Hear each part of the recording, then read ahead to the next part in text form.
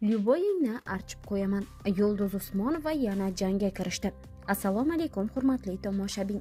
Kanalimizga xush kelibsiz. Video roliklarimiz ostida bir dona like hamda podpisatsiya tugmachasini bosib qo'yishni yodingizdan chiqarmang. O'zbek shou biznesi olamining primadonnasi Yulduz Usmonova ijtimoiy tarmoqlarda yana shov-shuvlarga sabab bo'lmoqda. O'zbekiston xalq artisti Yulduz Usmonova yana keskin ohangdagi video murojaati bilan internetni portlatdi. Og'zingga qarab gapir, kekirdagingni uzib olaman. Sen nima deyapsan? Bolalaringga gaplaring o'tmayotgan bo'lsa, shu tarbiyang bilan ertaga nima kutasan ulardan? Bizni bolalarni xo'rlamanglar. Hamma gaplaring telba teskari. Lyuboy psixologingni olib kelib qo'y, archib qo'yaman. Mashinnikligini bo'yniga qo'yaman. Qaysi bo'lsa qaranglar, o'zi baxtsiz. Nega o'zingni davolay olmayapsan?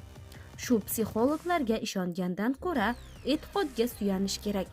Kimdir psixologga 37 million so'm to'labdi. Shuncha pula essiz deydi qo'shiqchi tarmoqlarda tarqalgan video murojaatda.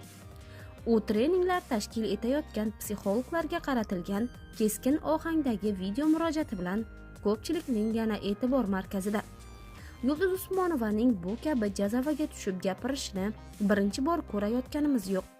Ammo bir tomondan uning fikrlarida ham jon bor. Rostdan ham essiz shuncha pul evaziga olinayotgan darslar tinglovchiga rostdan ham foydalimi?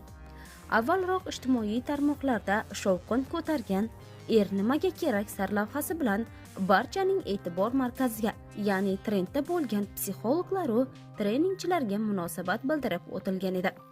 Tarmoqlarda tarqalgan videolarda treningchi ayolning avval bolalarni jur'atsizligini, kamchiliklarini o'ziga anglatib, uni bo'g'ib olib, keyin o'ziga bo'lgan ishonchini oshirish nechog'liq ta'lim metodikasiga mos.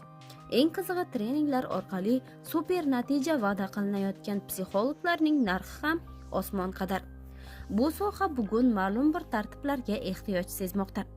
Normalar asosida psixologiya yo'nalishlari asosi va metodikasi yaratilmas ekan, diplomli professional mutaxassislar qolib, qaysidir kurslarni o'tadigan internet yulduzlari bolalarga, ayollarimizga bir pullik, lekin qimmat saboqlarni berishda davom etaveradi. O'zbek shou biznesi olamining yana ko'plab taniqli vakillari ham psixologlar bilan jangga kirishgan. Ularning orasida yaqindagina o'zining to'yi bilan shov-shuvlarga sabab bo'lgan Feruza Normatova ham bor. U ham ijtimoiy tarmoqlarda psixologlarga qarshi chiqib, katta muhokamalarga sabab bo'lmoqda.